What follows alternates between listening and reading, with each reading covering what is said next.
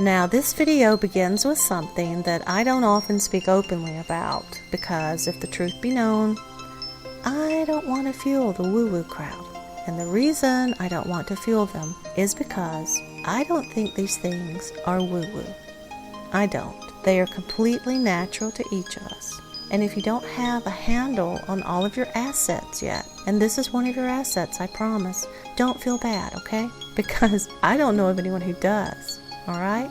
We are all works in progress, and perhaps this is never more true than in an area like this one. So, the first point that I want to make is that you have these gifts, and they are not woo-woo. They are you. Alright? So don't forget that. Even so, please fasten your woo-woo seatbelts, remain seated, and keep your arms and legs in the vehicle at all times.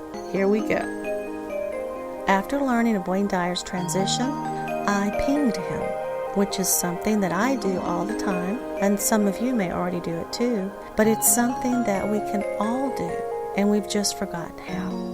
And I'm going to do a video on pinging later, but it's really very similar to pinging a computer connection, which is basically sending out a query to see what you get back. And it's a wonderful thing. And it may sound a bit odd to you at the moment, but I assure you, I promise, it is as native to you as your own heartbeat. And in fact, you are most certainly already doing this. You are. So now we'll do a video on all that later. Just know that right now, even though it may sound a little odd, you already do this. It's really common. It's inherent to everyone. So anyway, I pinged Wayne to feel where he was at and what his attention was focused on. And I wasn't a bit surprised to find him not only very well, but he was delighted with his new dexterity because it allowed him to communicate freely and effortlessly with so many at one time. And while I had him there, pingable, I had to ask my question. And this is the question, the one I always ask everyone that I communicate with from that perspective. I ask him, what do you understand now that you didn't before? And the response was, how important it is to be kind to everything. And then the word cherish illuminated brightly before me. And the power and intent of these words, quite honestly, took my breath away. And so, of course, as I sank deeper into the reply, it was so beautiful and so wise that, of course, I had to share it with you. Be kind to everything. And of course, we should be. But how quickly we fall into the illusion and we forget. We think that this person is giving us a hard time, or that relationship was an unlucky move, or that our boss is screwing us over to save money. I mean, the list goes on and on and on. But the truth is, not only are our loved ones and familiar places and things not there accidentally, nothing that touches our awareness is there accidentally. Absolutely nothing. Not even our horrible boss, or our terminal illness, or our lost cat, or our stolen credit card. Nothing. Rather, we have cast everything in its role, and we've been doing this since the beginning of time, literally. And this is what was being pointed to in the metaphor of Adam in Genesis. It's chapter 2, I think it starts verse 19 for those who want to look. Out of the ground, the Lord God, which is your higher self, formed every beast of the field and every bird of the sky, which these things are metaphors for the contents of the world you know, and brought them to man, which is the metaphorical you, and here's the good part, to see what he would call them. And whatever the man called a living creature, that was its name. We give everything its name. We tell it what it is to be. No one is here harassing us or loving us because of any circumstance except for one. We asked them to. we called them by their name. We labeled them, in other words. So one may be the way that we express low self-esteem or fear, and another might be the way that we express our desire and worthiness to experience love.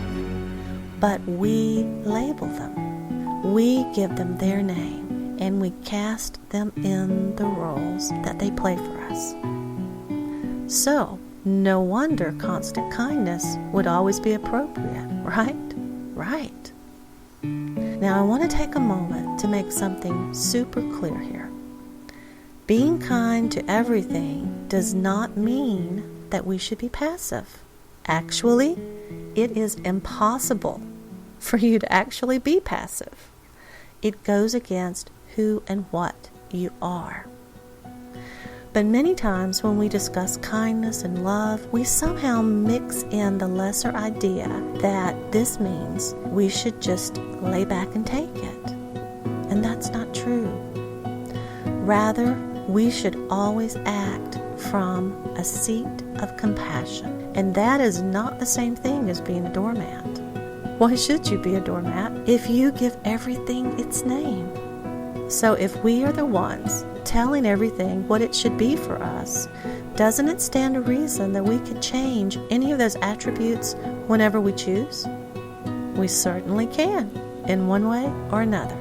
So what I want you to see is that while our world is always reflecting externally what we hold within, that doesn't mean that we're stuck with those reflections. That's not what they're there for.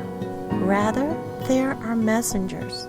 They are the handwriting on our proverbial walls, and we are supposed to read them and then determine whether they should stay or go. And this doesn't just include things that we consider to be alive, but also experiences.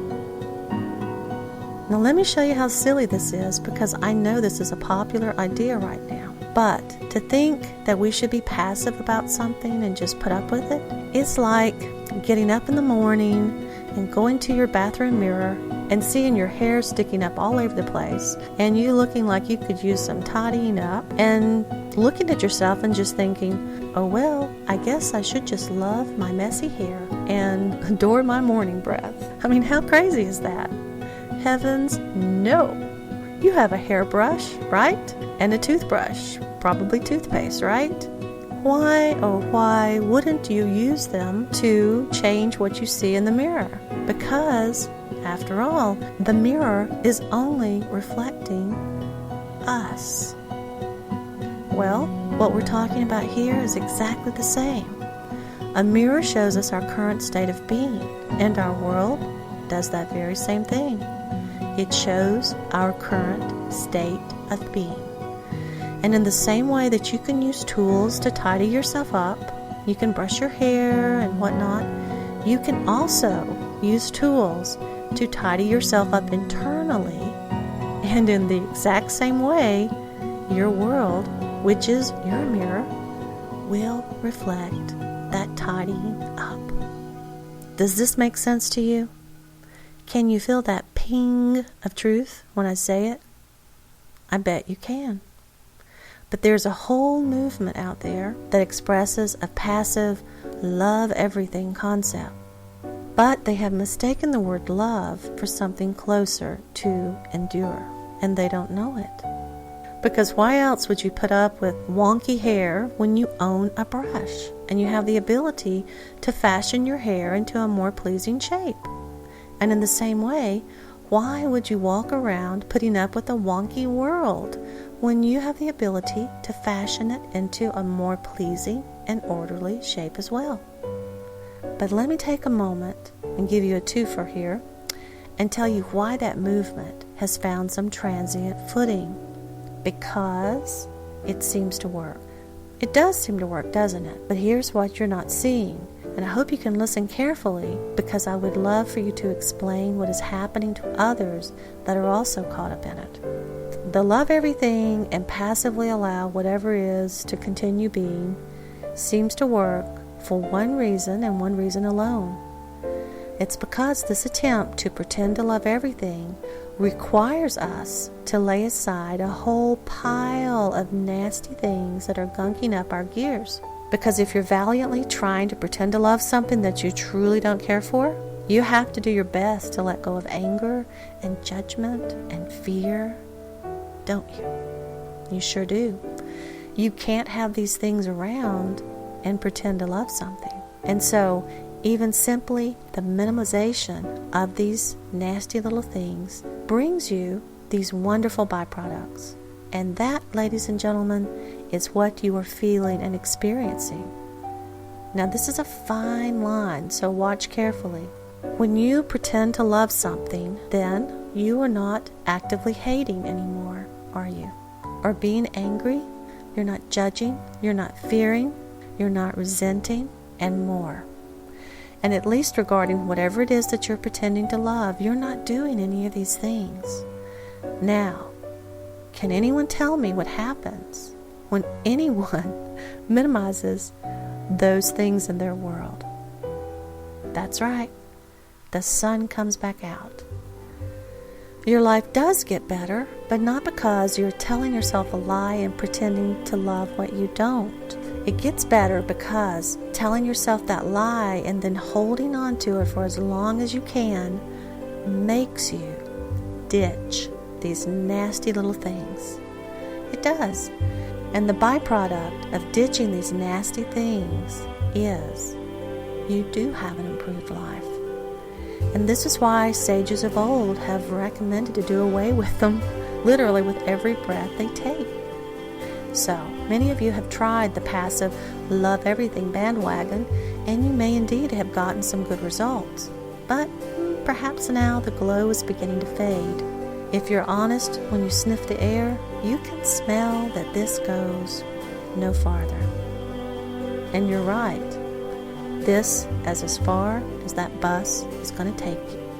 Instead, we don't need to lie to ourselves and pretend that, for example, we love little Johnny's mom who actively takes a dig at us every time we see her. While releasing your anger and judgment of her is recommended and will do your world a world of good, what really needs to happen is that you need to realize she is your employee. She is.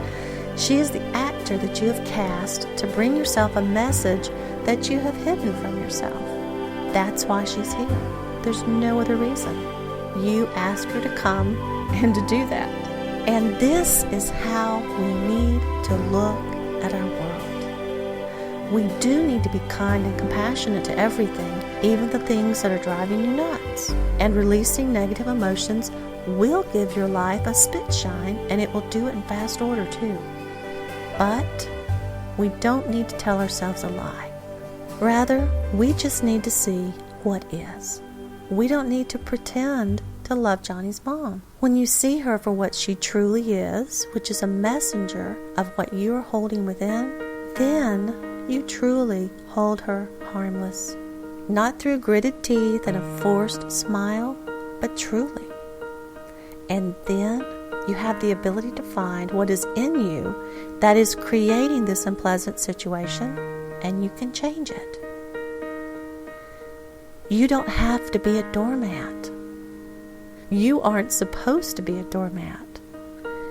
In fact, you can't be a doormat because you are the one who was telling everyone how they should act in regards to you in the first place.